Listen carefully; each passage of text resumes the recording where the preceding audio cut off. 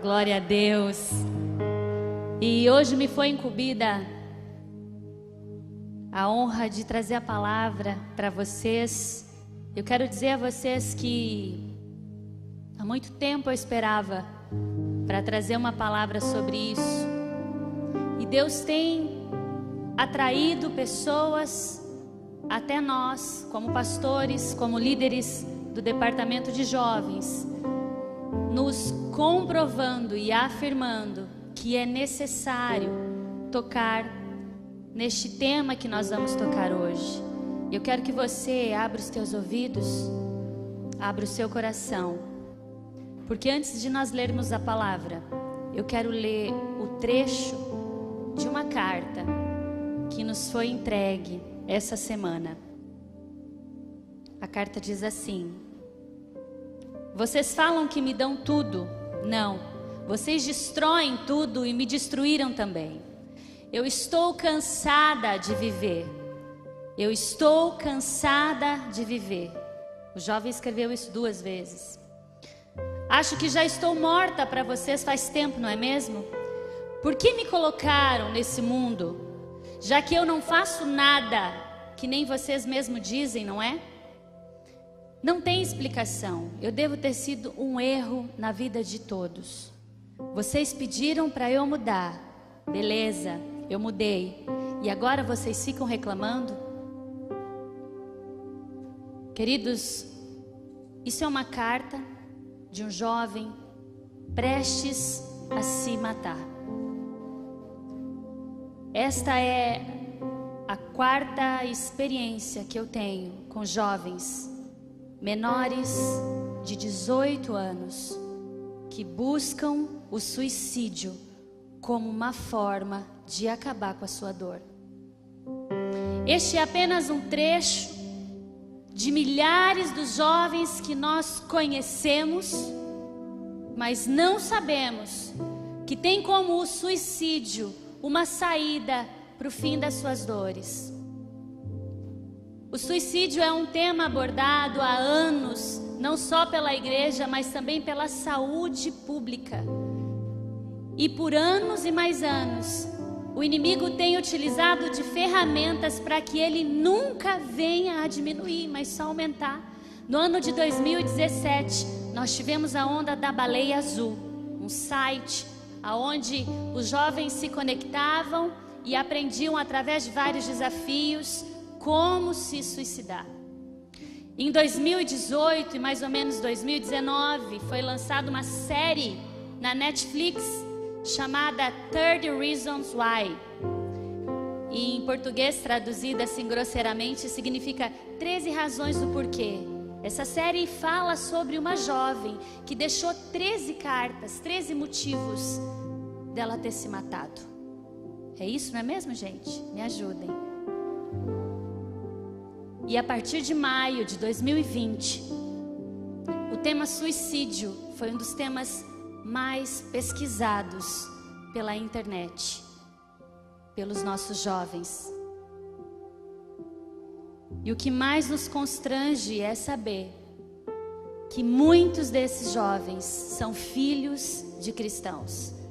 São homens e mulheres que frequentam a nossa igreja, que frequentam a igreja de Cristo, mas que não encontram saída para a resposta dos seus anseios. Ainda ontem eu dizia sobre o chamado para os jovens. E o início de um chamado é exatamente o trecho de uma pergunta que essa jovem faz.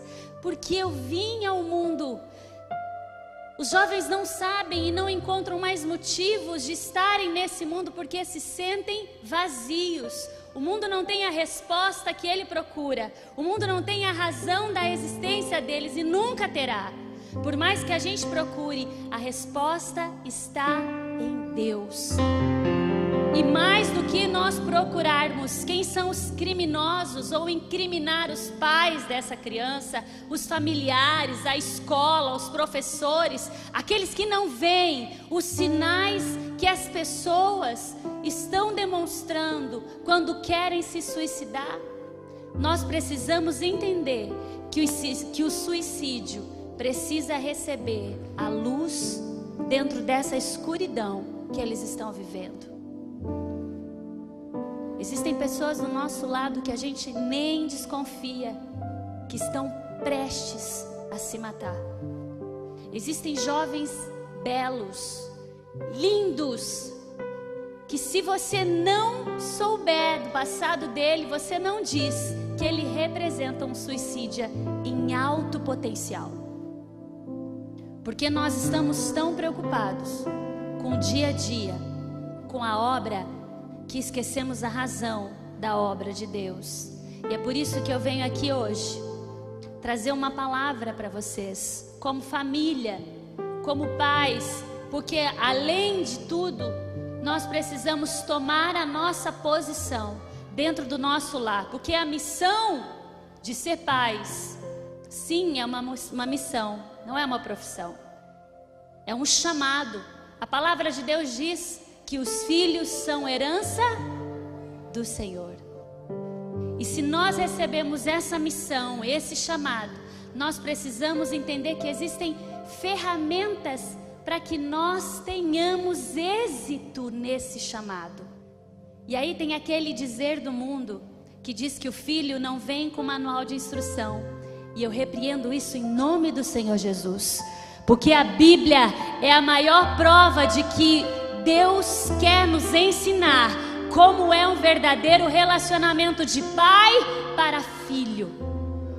A Bíblia do princípio ao fim nos ensina como Deus quer nos capacitar como pais, pois Ele, sendo pai, tem um preparo tremendo para receber Adão e Eva no paraíso. Quantos dias de preparo para que tudo estivesse pronto para receber os dois filhos amados. Quantos dias Deus utilizou para preparar o céu, o cosmos, as águas, a terra, o oceano, as árvores, os animais, o amanhecer, o anoitecer, o entardecer. Houve uma preparação para que o filho querido, o primeiro homem, fosse colocado no jardim do Éden. E isso não para por aí. O homem, através da humanidade, ele vem se instruindo e vem buscando entender como criar os filhos. E quando nós dizemos que filho não vem com manual de instrução, nós estamos dizendo que nós não queremos aprender a ser pais. Nós queremos aprender com uma experiência do dia a dia.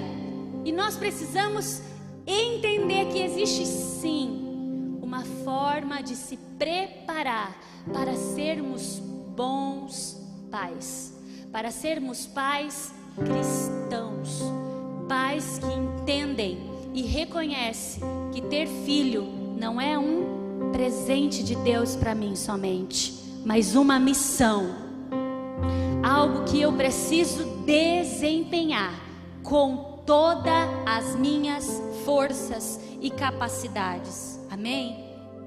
Abra comigo, agora sim, o livro de Deuteronômio, capítulo 6. Livro de Deuteronômio, capítulo 6, versículo 4 ao 9.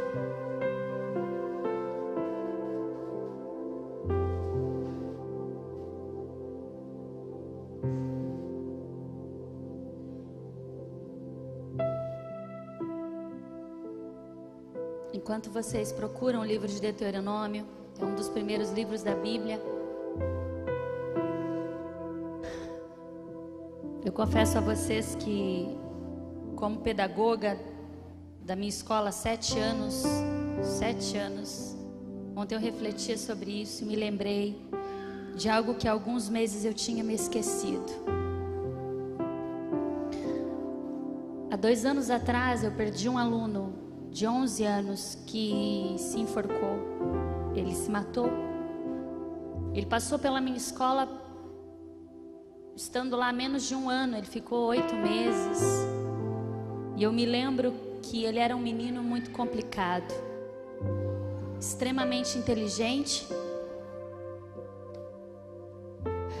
mas explosivo. qualquer motivo pequeno era razão para ele bater constantemente em alguém a ponto de tirar sangue, falar palavrões. E eu sempre conversava, porque a gente combate o mal com o bem. Quando alguém está nervoso, a gente tem que ficar calmo. Quando alguém fala palavrão, a gente dá o respeito, para que ele entenda que não é assim que as coisas vêm. E um dia fui chamada pela mãe dele para ir até a casa dele.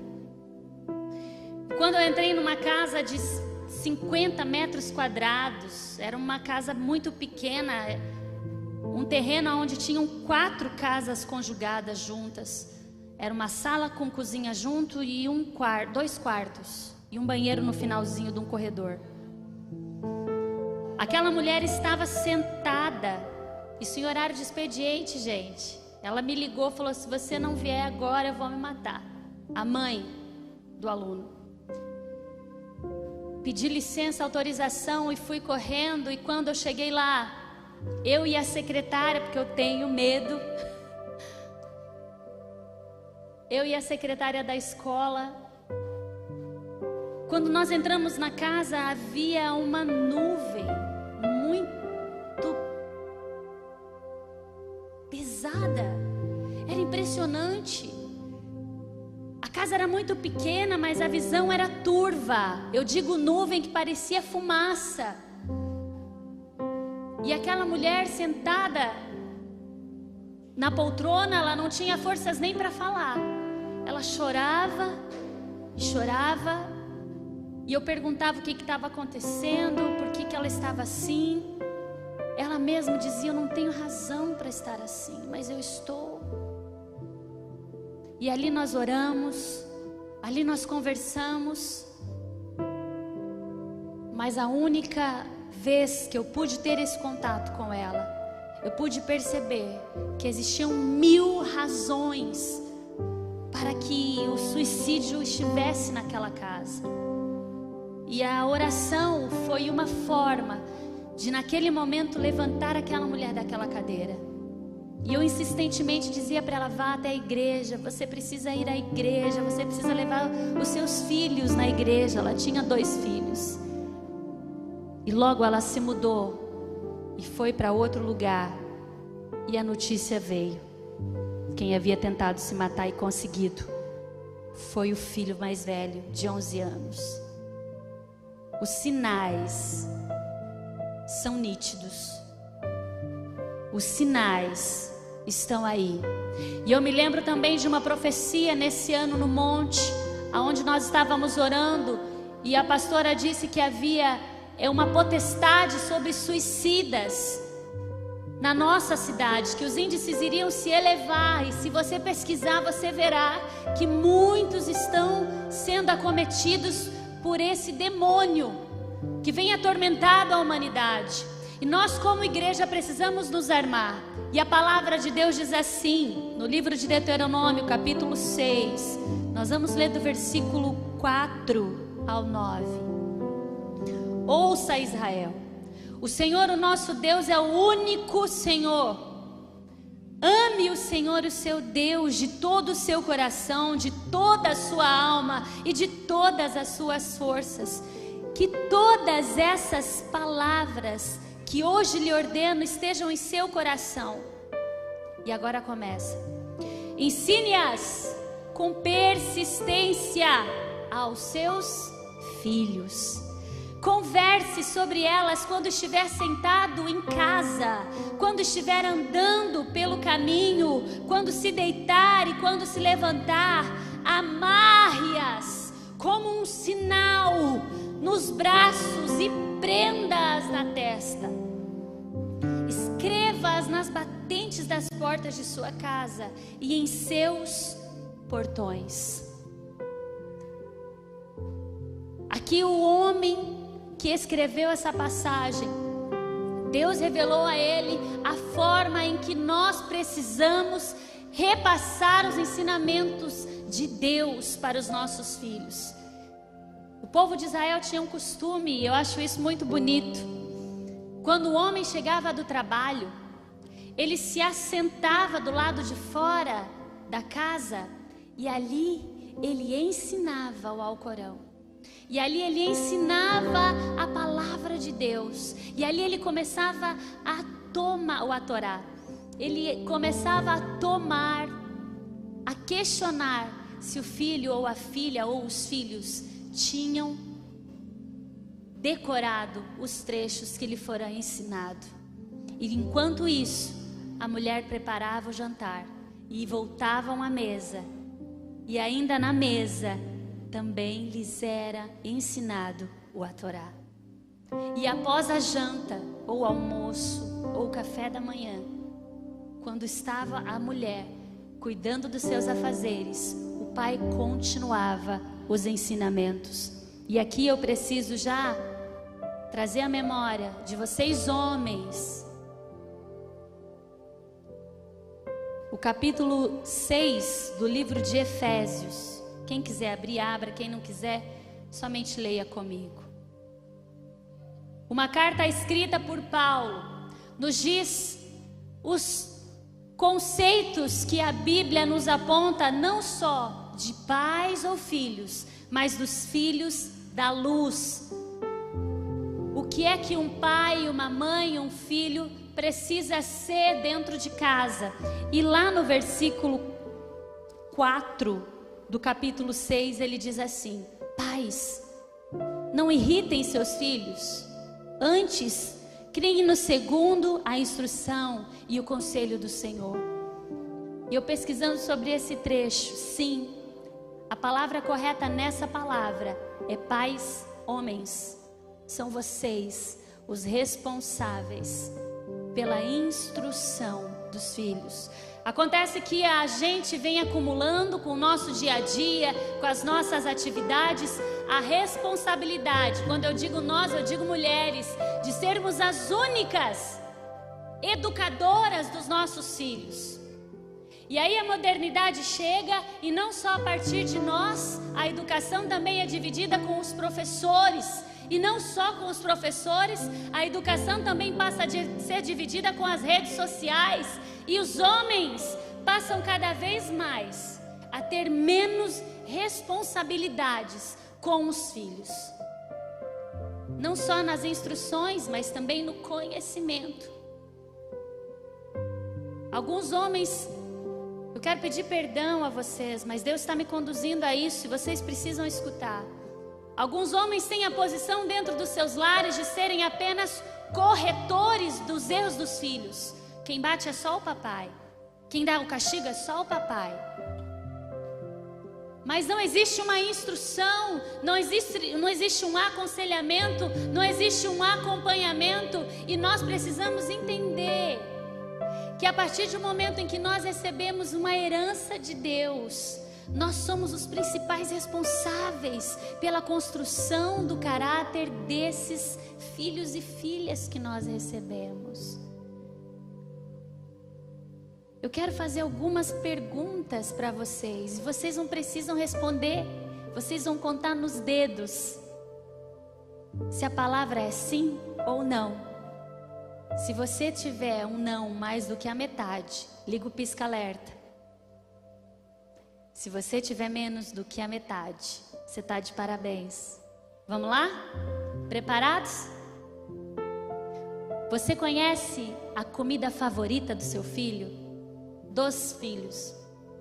Se você disser só de um ou de outro, você tem que saber dos 10. Tem uma aqui que tem 4, misericórdia. Outra tem 7, que eu sei. Todos. Você sabe a cor favorita deles? Você sabe o nome dos melhores amigos do seu filho? Você sabe qual série que ele estuda? Vou facilitar. Que série ele estuda na escola? Gente, eu pergunto isso porque eu já tive casos de pais que chegam na escola buscando seus filhos, ele não sabe o nome da professora, ele não sabe a série que ele estuda. Você sabe qual é a pior matéria que ele se desempenha? Você já ouviu o seu filho falar de algum sonho que ele teve, um pesadelo? Você já fez um passeio exclusivo, só você e ele? Você sabe quais são os sonhos do futuro do seu filho? O que ele quer ser, o que ele quer fazer? Agora eu vou dificultar. Você conhece um segredo do seu filho? Só você e ele.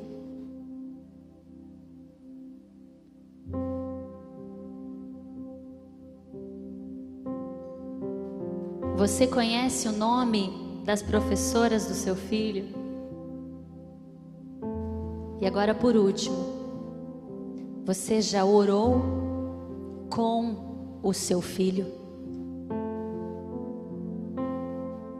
São perguntas cruciais. Se eu pudesse, eu ia muito mais além. Mas são perguntas que dizem respeito exclusivamente aos filhos que vocês têm, aos filhos que nós temos, que nos fazem conhecer e compreender e entender quem eles são. E quando nós estamos nessa missão de sermos pais e mães desses seres que vêm com o manual de instrução, nós precisamos entender que esse relacionamento precisa ser construído. E repita para você e para mim: não é tarde. Pode ser mais forte, hoje é domingo, vocês descansaram, ninguém trabalhou. Não é tarde para resgatar o meu filho. Não é tarde. Tenha esperança, tenha fé que apesar do passado, apesar do que você viveu, apesar do pai que você teve, apesar da mãe que você teve, dos traumas que você teve no seu relacionamento afetivo com os seus pais, a partir de agora, a partir de hoje, você pode e deve criar um novo relacionamento com Ele, porque nós estamos andando com a luz, nós estamos andando com Cristo, e não é a referência de pais na terra que eu preciso ter, mas sim a referência dos pais, do Pai Celestial que eu devo ter. Pai e mãe, se o teu pai ou a tua mãe, assim como nós, assim como eu, como você, não foram aquilo que você esperava, nós temos um Pai perfeito, que nos ensina como nós devemos ser para os nossos filhos. E aí vem algo que vocês precisam saber: até os 6 anos, nós construímos a identidade de Deus para os nossos filhos. A forma que você é como pai, homem, vai dizer muito como o seu filho vê Deus quando ele crescer. Se você é um pai punitivo, um pai cheio de regras, um pai carrasco, afastado, que não dá amor, que só sabe impor as condições, teu filho vai ter dificuldade em entender que o amor de Deus é maior que tudo na vida dele. Agora, se você é um pai permissivo, que não dá regras também, que é muito carinhoso, mas não sabe dar limites, você também vai passar para o seu filho que Deus aceita tudo, que tudo pode. Ei, nós precisamos entender que a identidade de Cristo está sendo forjada em mim e repassada para os meus filhos na forma que eu os educo. Nossa, pastora Marcela, então ficou difícil agora, porque a Bíblia tem tantos livros, tem tantas histórias, que eu até fico meio perdido. Vamos então aprender 10 hábitos saudáveis. Eu vou tentar passar bem rapidinho, amor, você me ajuda com o horário? Para que você entenda de uma vez por todas que nós precisamos crivar na alma dos nossos filhos. A alma é onde habita o caráter, as emoções, os pensamentos não dirigidos, não formados, aquela vontade louca de fazer alguma coisa, sabe?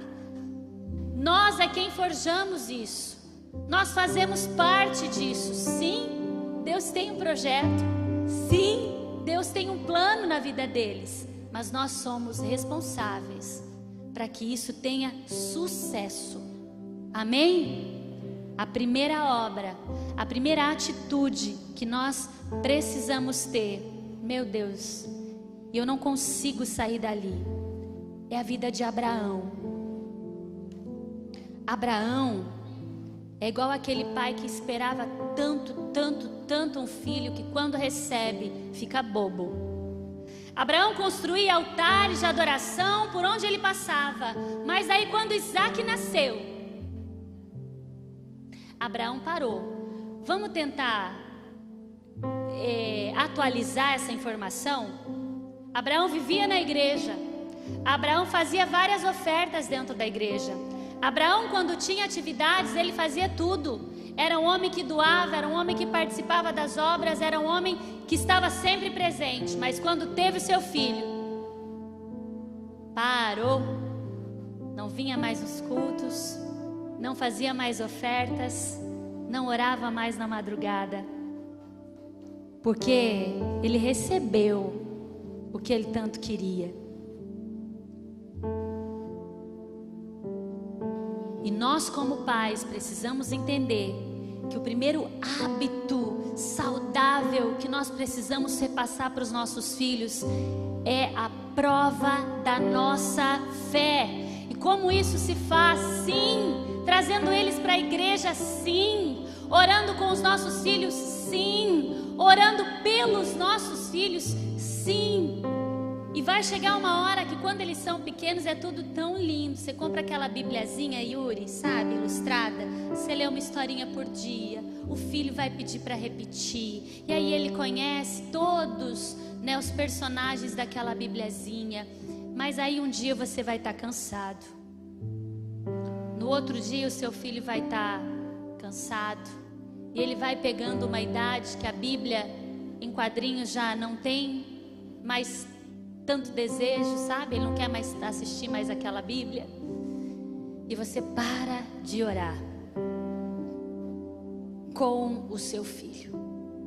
E esse hábito de orar pelos nossos filhos, preste atenção, é através da oração pelos nossos filhos que nós lançamos palavras de bênçãos. Elas não vêm de nós, elas vêm do céu. E quando eu sou boca de Deus para o meu filho, quando eu começo a profetizar sobre a vida dele através da oração, ele entende que Deus vê, ele entende que Deus está, ele entende que Deus está ao seu redor, que ele está ouvindo e vendo o que ele precisa.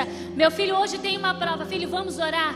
Deus, abre o entendimento do meu filho, traz à memória, Senhor, aquilo que ele tem dificuldade. E a criança vai lembrar assim, poxa, pior que eu não entendi mesmo aquela matéria, mas Deus vai me ajudar. As palavras de reforço, as palavras de ânimo que você traz através da oração, não vem do teu coração, vem direto do trono de Deus. E nós precisamos criar esse hábito saudável, porque na hora em que você faltar, ele vai sentir falta da tua oração, mas vai se lembrar das palavras que você usava, palavras de bênção e não de maldição. Quantos pais e mães não conseguem separar as atitudes de um filho do seu caráter? A criança quebra alguma coisa, em vez de você falar, meu Deus, quebrou o vidro, quebrou o copo, você diz, mas você é um desastrado mesmo, só faz burrada.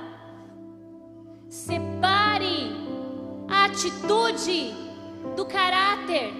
Todas as vezes que nós profetizamos palavras de maldição, elas entram como uma faca dentro do coração dos nossos filhos. A sua boca precisa ser um canal de bênção.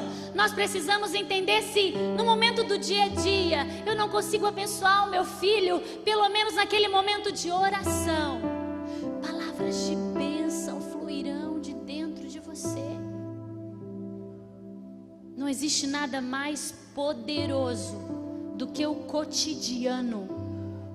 Nós podemos levar em psicólogos, em psiquiatras, em professores particulares, a melhor escola do mundo, mas a maior força que nós temos é o dia a dia, é o costume.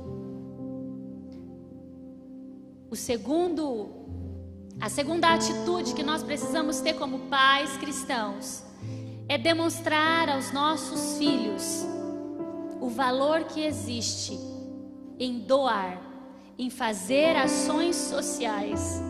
Isso é algo que nós falhamos. Eu não sei vocês, mas a igreja tem um costume grande de ter ações sociais. E a gente se envolve para fazer, mas a gente não leva os nossos filhos. E aí eles são criados dentro de uma redoma. Eles não conhecem a realidade do mundo. Meu marido tem uma frase que sempre que eu tô meio avoadinha assim, quando a gente começa a querer as coisas que não pode, ela me vem à memória. Ele diz que a gente precisa olhar para o lado de trás da fila e ver que ela é bem maior do que pelo lado da frente. A gente sempre quer ter as coisas que os outros têm e esquece de ver que são muito mais pessoas que não têm nem o que a gente tem. E a gente faz isso várias vezes. E os nossos filhos estão acostumados a não conhecer a realidade desse mundo, porque nós privamos ele do que nós sofremos, mas só isso que construiu o seu caráter. Faça ação social com os seus filhos. Ensine-os a dividir o que eles têm, a doar o que é bom, a ter pouco, porque não se precisa de muito, a não depender de um objeto para ser feliz, a ser grato pelo que tem. É nessa forma que nós aprendemos. É dessa forma, aliás, que nós aprendemos a sermos gratos pelo pouco. Nós não dependemos de nada para termos a felicidade. Nós somos felizes porque nós temos Cristo. Amém? A gratidão é algo que precisa ser ensinado. E é tão difícil a gente ser grato a quem a gente não conhece, não é verdade? A gente ensina a gratidão aos nossos filhos, demonstrando gratidão por pessoas. Eu tenho muita dificuldade em lembrar a história do passado da minha mãe, porque apesar de ter tido muito contato com ela durante a infância, sim, foi ela quem mais me educou, ela quase nunca me falava do seu passado. Mas eu me lembro muito bem das histórias que meu pai contava, porque meu pai não teve pai e nem mãe, ele foi órfão muito cedo. E ele foi criado pelas suas irmãs e irmãos, ele foi passando de casa em casa. E ao invés dele falar mal das provações que ele viveu, porque ele veio de uma família muito pobre, ele era muito grato a todos os irmãos que o criaram. E isso me traz à memória uma tia chamada Madalena. Eu tive contato com ela 2 vezes, mas as histórias que eu ouvia de gratidão que meu pai contava me fez amar tanto essa mulher, que até hoje eu tenho saudade daquele colo gordo. Sabe aquela pessoa gorda que abraça a gente por inteiro? Ela era assim. E meu pai me contava as histórias que ele viveu com ela, e aquilo demonstrava a gratidão que ele tinha. E nós não conseguimos ser gratos por pessoas que fazem tão bem pra gente. A gratidão é algo que precisa ser ensinado com atitude. Seja grato. Ensine o seu filho: filho, esse rapaz aqui, ó, me ensinou a tocar teclado. Obrigada, irmão. Olha aqui, foi com ele que eu aprendi. Leve seu filho na casa em que você morava quando era criança. Conte dos momentos que você teve ali. Conhecer a história, ser grato pelo teu passado. Ensine gratidão. Demonstre gratidão pelo que Deus fez através da sua vida em você. Outra coisa que nós precisamos ensinar aos nossos filhos, a 5ª coisa, é que nós precisamos ter uma casa saudável. Nós precisamos ser crentes dentro de casa. Isso é básico. O livro de Efésios, eu quero que vocês marquem aí, o capítulo 4, 5 e 6 nos ensinam a forma de conduzir as nossas atitudes. Ali fala sobre a gente se livrar de uma amargura, de indignação, que nós não podemos ter ira, que nós não podemos ter gritaria dentro de casa, no meio de nós. E por que a gente só fala gritando com os nossos filhos? E por que que a gente só sabe reclamar das atitudes que eles têm? Quando eu olho para Abraão, quando ele é chamado por Deus para fazer um sacrifício, a levar Isaac, Abraão chama Isaac e mais 2 servos, e ali não existe pergunta nenhuma. Isso é um sinal de um filho que conhece o pai, que sabe o que o pai ia fazer. Isso é algo que nós precisamos entender como a 6ª atitude que nós precisamos ter com os nossos filhos. Conversa. Falem com os seus filhos, se comuniquem com eles. Quantos tem grupo de família aqui? Só vocês? Os filhos? Só eu que tenho, gente? Levanta a mão. Pais e filhos, marido e mulher, a gente tem um grupo para conversar. É impressionante. A gente está na mesma casa e tem um grupo para conversar. Estudos apontam que quem tem filhos adolescentes gasta aproximadamente por semana em conversa com eles 17 minutos. É pouco. Conversa. Não é perguntar, já lavou a louça? Já escovou o dente? Já tomou banho? Já fez a lição de casa? Não esquece do casaco? Amarra esse tênis? Isso não é conversa. Isso é instrução. Não é o seu filho sentado do seu lado, pai, posso ir na casa? Isso não é conversa. Entendeu? Por que 17 minutos? Conversa. Como foi o seu dia hoje? Você vai no culto? O que foi falado lá? O que o pastor ou a pastora pregou? Com quem você tem andado? Como é que esse menino é? Quantos irmãos ele tem? Ele é filho de quem? Chama ele aqui para a gente conversar. Qual que é a professora mais chata que você tem? Irmãos, nós temos uma dificuldade imensa em conhecer os nossos filhos. Os jogos preferidos deles na internet. Nem a internet, acho que é PC, PlayStation, o que mais? É difícil, é uma linguagem atualizada, a gente tem que fazer um upload, a gente tem que se atualizar, porque se a gente não faz amizade com os nossos filhos através da conversa, alguém vai fazer, e esse alguém pode ser uma pessoa não confiável. Você confia em outra pessoa ou confia em si mesmo? Sente, converse com o seu filho, não só converse, instrua ele nas etapas que a vida está sendo seguida por ele. Ei, eu precisava ter perguntado mais uma coisa para vocês nas 10 questões. E é agora que chegou a hora. Sabe como é que a gente instrui um filho? Sabendo a próxima etapa que ele vai passar. Todos os pais já foram adolescentes e crianças. E a gente sabe qual é a próxima etapa do desenvolvimento. Se você não sabe, procura no Google. Criança com 9 anos faz o quê? Pode fazer o quê? Está passando pelo quê? Digita lá, vai aparecer, irmão. Aí você chega pro teu filho e fala: filho, você está sentindo alguma coisa diferente? Porque olha, quando você tiver 6 anos, seus amiguinhos vão começar a perder os dentes, mas vão nascer outros. Irmãos, isso parece um absurdo, mas eu canso de receber criança na escola desesperada, porque caiu um dente, ela não sabe que vai nascer outro. Ninguém contou. Você sabia que com 6 anos o seu filho vai começar a perder a dentição e que vai parar só com 10, 12 anos? E que eles começam pelos dentes da frente e vão seguindo uma trajetória e um a um começa a ser trocado. Isso muda a face do seu filho e ele vai ter dificuldade para falar. Por um tempo ele não vai mais saber assobiar.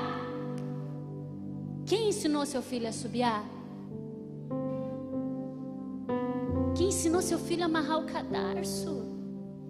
São etapas etapas que você está perdendo, são momentos em que você está colocando outra pessoa para fazer. E aí de repente a escuridão invade o seu filho e você não sabe de onde vem, mas a lacuna foi deixada por nós também. Instruir os nossos filhos, conversar, preparar. Cara, a partir dos 12, 13, vai começar a nascer uns pelinhos aí, aonde não pode. Você vai precisar usar um desodorante, você vai suar mais. Senta, conversa, prepara antes de acontecer. Abraão pega o seu filho Isaque e leva ele mais 2 servos junto. Não é erro algum a gente dividir a responsabilidade da educação dos nossos filhos. Mas chega numa determinada localização da trajetória, Abraão despede os 2 servos e começa a caminhar sozinho.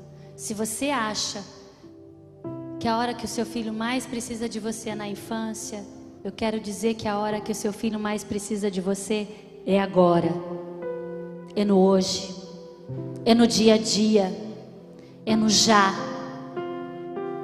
Não existe momento mais importante do que o presente. Não existe fase mais importante da vida do que a atual. Não existe história a ser construída que não comece agora. Qual é o momento que você perdeu? Quem que ajudou? Além de nós precisarmos conversar com os nossos filhos, instruir nos momentos que eles ainda irão passar, nós também precisamos saber quais as batalhas que nós queremos enfrentar. Sabe, vai chegar um momento na vida de vocês e dos seus filhos, das nossas vidas, que eles vão começar a contestar muitas coisas, a pedir permissão para fazer muitas coisas, e algumas coisas a gente não concorda, mas não compensa brigar. Nós precisamos peneirar as batalhas que nós queremos lutar. Nós precisamos escolher quais as batalhas que nós queremos confrontar com os nossos filhos, porque tem coisas que são do momento e que vão passar, e que se nós não permitirmos eles passarem, isso vai frustrá-los e eles não vão crescer. Eles vão parar naquele momento. Sabe aquele adulto infantilizado? Aquele adulto que até hoje tem brinquedo, é porque ele não teve quando criança. Sabe aquele irmão que cresceu na igreja e quando chegou a idade da liberdade, correu para a libertinagem, fez tudo o que pôde, tudo o que quis, porque foi travada uma batalha tão grande contra ele, sem explicação, que quando ele pôde, ele não suportou o peso e correu. Escolha quais as batalhas que você quer travar com seu filho. Nem tudo é pecado, nem tudo corrompe, nem tudo é errado. Tem coisas que são do momento, tem coisas que são daquela fase, e tá tudo bem. Não vai trazer mal nenhum, não edifica, mas também não destrói. Escolha o que é que você quer defender. Nós precisamos também definir as nossas expectativas para os nossos filhos. Nós precisamos reconhecer que nós criamos uma expectativa muito grande para essas crianças. Tem pai que a criança tem 2 anos, ele quer que ela seja um engenheiro, um arquiteto, mas ela só tem 2 anos. Não, meu filho vai ser homem. Ai, me dá um abraço. Cara, para, você vai ser homem. Que isso, gente? Para cada idade existe uma expectativa. Por que é que você quer planejar um futuro tão distante? Se o presente ou o futuro mais próximo é mais fácil de ser planejado, escolha as coisas a curto prazo. Crie expectativas concretas para os seus filhos. Quando Abraão leva Isaac para o sacrifício, até um determinado tempo Isaac não carregou nada. Mas quando Abraão despediu os 2 servos, Isaac carregou a lenha. Gente, ele carregou madeira, enquanto Abraão carregou as pedras e a faca. Ao meu ver, gente, Abraão carregou a coisa mais leve. Eu não sei vocês. Isaac carregou o maior peso. Olha a expectativa que esse pai colocou sobre o filho. Mas Isaac, hora nenhuma, reclamou disso. Sabe por quê?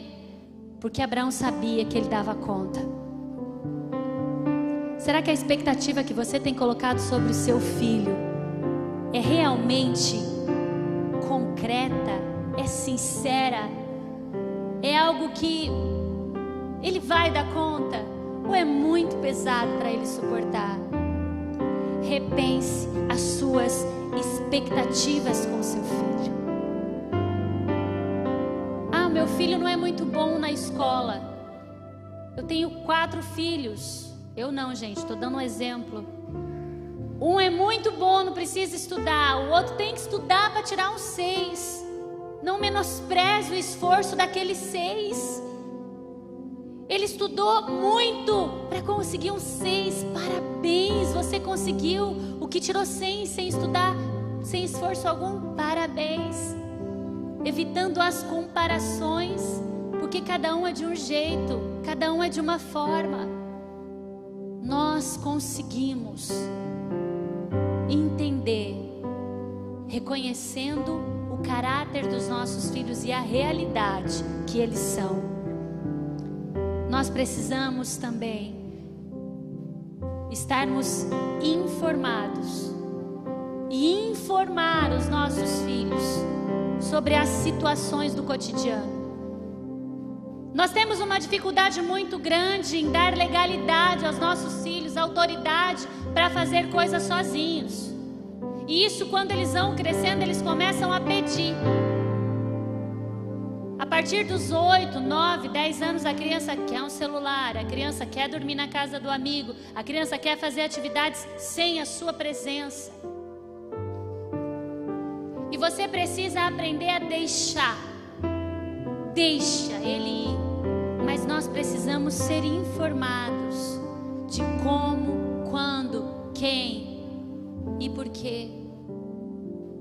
Informar e ser informado é dever dos pais. Filho, nós estamos indo em tal lugar. Vocês querem ir junto ou não? Não, você vai! Ai, desculpa. Você já pensou? Não, eu não quero ir. Por que você não quer ir, meu filho? Ai, na casa da avó, de novo. Sim, meu filho, aproveita enquanto ela está viva. Depois você vai se arrepender. É rapidinho. Vocês estão rindo, né? Receba porque vem de Deus. Não só impor as suas vontades, mas saber conversar, dialogar. Lembra que eu falei? Da gente separar a atitude do caráter. As discussões são assim. A gente precisa separar a discussão da pessoa. Ele está expondo a sua opinião, é o seu filho, escute. O argumento muda uma opinião, mas a afronta, a soberba, a grosseria, a estupidez, cala. Não transforma o pensamento. Quanto mais diálogo a gente tiver, quanto mais confronto de opiniões a gente tiver, mais impacto a gente vai ter na vida deles. Isso leva tempo, isso leva dedicação, isso leva ocupação. Nós precisamos estar atentos aos nossos filhos, aos sinais perigosos que eles podem estar nos dando e a gente não sabe quais são. E eu preciso dizer para você, tá tudo bem. Não é obrigação sua saber esses sinais. Você sabe uma coisa muito boa e satisfatória que eu vivi esse ano? É o reconhecimento da profissão do professor pelos pais. Vocês entenderam como é difícil ensinar um conteúdo? Vocês perceberam que isso exige uma profissão? Vocês perceberam que isso exige estudo? A gente conhece aquela matéria, não conhece? A gente sabe somar, dividir, multiplicar, escrever uma redação, mas vai ensinar. Eu recebo áudios de pais que são hilários, alguns eu já compartilhei, sabe? Alguns desistem de fazer atividades simples com os filhos. Tem aqueles que falam assim pra gente: ele tá na educação infantil, não tem que fazer nada não, é só pintar, recortar, colar. Eu quero dizer pra vocês, fazendo assim uma abertura como pedagoga bem rápida, que você pode amputar o desenvolvimento motor do seu filho se você não enviar ele para as atividades infantis daquela idade. É por isso que tem criança com letra tão feia. É por isso que tem criança que não sabe nem correr, corre que nem o Frankenstein, sabe? Não sabe subir numa escada. Esses dias eu vi uma menininha, comentei com a mãe dela, falei: gente, ela tem 2 anos, ela sobe a escada com um pé só, cada degrau. Isso é um desenvolvimento motor habilíssimo. Ela sabe balançar no balanço sozinha. Olha, eu e minhas caretas, vou parar. Desenvolvimento motor. A gente aprende assim, brincando, fazendo. E aí você quer privar o seu filho dessas atividades motoras. Você está amputando a atividade motora do seu filho. Ele vai ter uma letra feia. Ele vai ter dificuldade para pegar num copo, para rasgar um papel, para folhear uma revista. Sabe? Atividade motora. Entende a importância disso. Não queime etapas. Entenda que é necessário sim. E que quando você não sabe, você pode procurar ajuda. Eu estou aqui como professora. Tem psicólogas que também podem te instruir. Abraão fez isso. Você também pode fazer. Mas nós precisamos estar atentos a alguns sinais que você não tem obrigação de saber, mas hoje eu vou te instruir. Um dos sinais que chamam a nossa atenção e que precisa ser observado, que indica perigo no caráter do seu filho, na construção da vida dele, é quando ele ganha ou perde peso muito rápido. Uma criança que engorda rapidamente. Nessa pandemia tem crianças que eu não vi há 4, 5 meses. Quando eu vi, eu me assustei. 8, 9 quilos. Crianças que lá na escola eram crianças magras, saudáveis. Agora que elas podem ir até a escola retirar a atividade, elas estão obesas, com a barriga para fora da calça. As blusas agarradinhas, né? Porque não precisa comprar, não vai passear, né? Engordaram excessivamente. É um sinal de alerta. A compulsividade. Alguns se lançam na comida, outros no roer unhas, outros em outro tipo de atividade, se isolar, ficar preso dentro do quarto por horas, dias. Atividades diferentes que mudam de uma hora para outra. Cuidado, preste atenção nos sinais que seu filho dá. Outra identificação que pode nos alertar que algo está errado com os nossos filhos é a mudança drástica de personalidade. Você tem um filho muito falante e de repente ele não conversa mais. Até as crianças pequenas que têm dificuldade em falar, quando elas começam a ser muito choronas, birrentas, que não suportam mais um não, é um perigo. Alguma coisa pode ter acontecido, algum sonho, algum mal que alguém falou ou fez com ela. Isso pode sim ser um sinal de alerta. Mudança de personalidade. A mudança súbita de amigos também. De repente, aqueles amigos de infância já não são mais amigos dele. Eles mudam, transformam as amizades, você nem sabe mais quem são, mudam o caráter. A queda brusca das notas escolares são sinais que indicam que não está nada bem com seu filho. São sinais que indicam que alguma coisa está acontecendo. O desinteresse pelas coisas de Deus.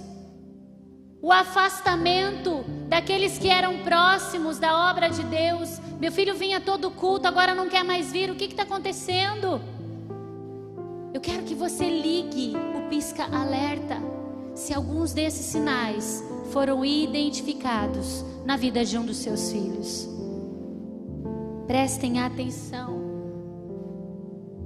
porque graças a Deus, o remetente dessa carta não conseguiu se matar. E em nome do Senhor Jesus, nenhum dos nossos filhos também tentarão. Eu quero que você fique de pé. E eu quero fazer uma oração. Eu sei que meu horário passou. Eu sei que você tem o celular aí. E dizem que tudo que a gente vê e gosta pode copiar, tá abençoado. E eu quero que você, se não está com a sua família, pegue a foto dele no seu celular. Sobe aqui, amor. Vem cá, Arthur. Você vai abrir uma foto da sua família, se você está sozinho, ou de quem está faltando aí. Se teu pai ou tua mãe está por aí, vai lá do lado dele.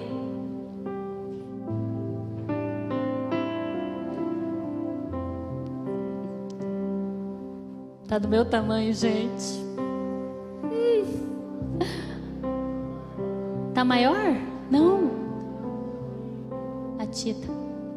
Tá, eu tô 1 centímetro maior. Eu medi. Só passou, eu acho. Já tem uns dias já. Passou.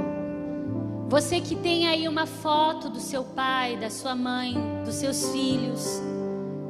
Hoje nós vamos iniciar uma oração.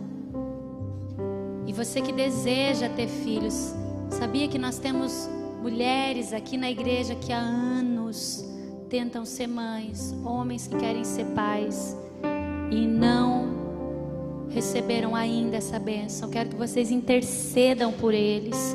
Nós já temos visto que Deus abre a madre da estéril. Deus faz. A gente precisa interceder, amém? Abra aí no teu celular a foto dos seus filhos e nós vamos hoje fazer uma oração pelos nossos amados, olhando para a imagem dos seus filhos, refletindo em tudo o que foi falado hoje aqui e se lembrando que você é peça fundamental na construção desse cristão. Você é o evangelista dele. Você é responsável pelas bênçãos que ele vai receber através da sua boca. Você vai profetizar hoje. Eu quero fazer uma oração para minha família e assim para todas as famílias. Amém? Olhando para a foto dos seus filhos ou para eles, abraça. Fala: Senhor Jesus, guarda, Senhor, a vida dos meus filhos. Guarda, Senhor, os pensamentos deles, o coração, Senhor. Hoje eu abençoo, Senhor, os meus filhos. Eu dou pureza, Senhor. Eu abençoo eles com os olhos olhos, Senhor, puros, para que eles possam ver a Deus. Eu abençoo, Senhor, a saúde dos meus filhos, com longevidade, com vigor, Senhor. Eu abençoo os meus filhos com alegria, alegria do Senhor, alegria de fortaleza, que em todas as dificuldades que eles ainda virão a passar, Senhor, que eles tenham a alegria do Senhor sobre a vida deles. Eu abençoo, Senhor, os meus filhos com a paz de Deus, que excede todo o entendimento, Senhor. Eu abençoo meus filhos com sabedoria, com graça, com inteligência, com conhecimento, Senhor. Eu abençoo, Senhor, com lealdade, que eles tenham amigos que são mais leais do que irmãos, Senhor. Eu abençoo os meus filhos com a fidelidade, Senhor dos céus, que eles venham a ter filhos, esposos e esposas que os amarão completamente e serão fiéis a eles, Senhor, como Tu és fiel a nós. Eu abençoo os meus filhos, Senhor, com prosperidade, com a prosperidade que vem de Deus e não do mundo, que aonde a planta dos pés deles pisarem, haja prosperidade, Senhor, em meio à escassez do mundo, que eles sejam prósperos, Senhor. Eu abençoo os meus filhos agora, Senhor, com influência para impactar essa geração, que eles sejam, Senhor, canal de autoridade e transformação para esse mundo. Eu abençoo os meus filhos, Senhor, com um chamado que vem do céu. Não os meus planos, Senhor, mas os Seus projetos.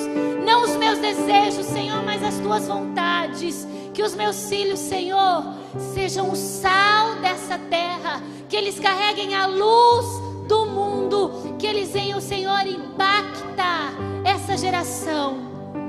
Que os meus olhos, Senhor, possam ver, ainda que distantes, a construção da Sua identidade na vida dos meus filhos. Por onde eles andarem, os meus olhos podem não alcançar, mas os meus joelhos alcançarão, em nome do Senhor Jesus.